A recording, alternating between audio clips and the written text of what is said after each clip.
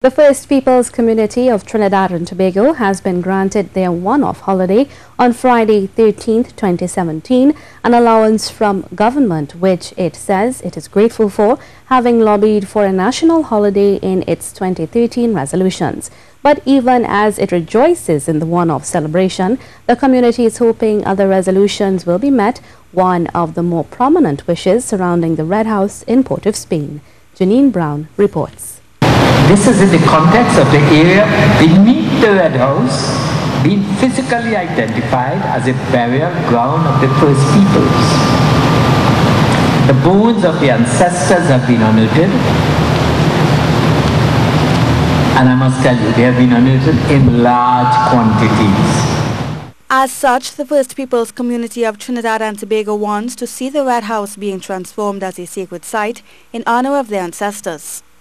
According to Dr. Balkaran Singh, there are bones of ancestors dated back from 450 AD to nearing 1700 AD at the site. So for decades, our leaders have been sitting on a cemetery, making decisions for the administration of this nation.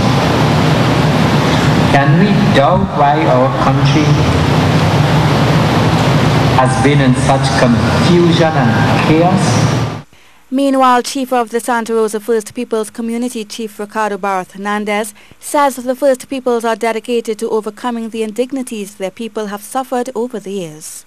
The First Peoples now have an equal opportunity as the others to speak of the genocide of several native races, the inhumane treatment of their ancestors, and to remind the nation that our ancestors laid the first foundations towards building our country. The group is hoping, just like the granting of Friday's holiday, their other needs will be met in due time. Janine Browne, C News. Chairman of the Santa Rosa First Peoples community, Chief Ricardo Barth Hernandez, says while the struggle of the local community is not as intense in comparison to other parts of the world, that does not mean it does not experience its own challenges. The chief was speaking at a First Peoples symposium at the UTT Omera campus on Tuesday. But do not believe for one moment that as we strive for greater visibility towards meaningful recognition, that we are not faced with similar circumstances. While the state is making efforts to assist individuals with other private agendas, may at the same time want to oppress and stifle progress at different levels.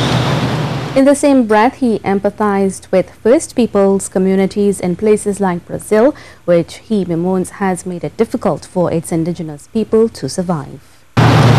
Our prayers are also with our indigenous brothers and sisters who continue to lose their right to live in the lands where they are the First Peoples.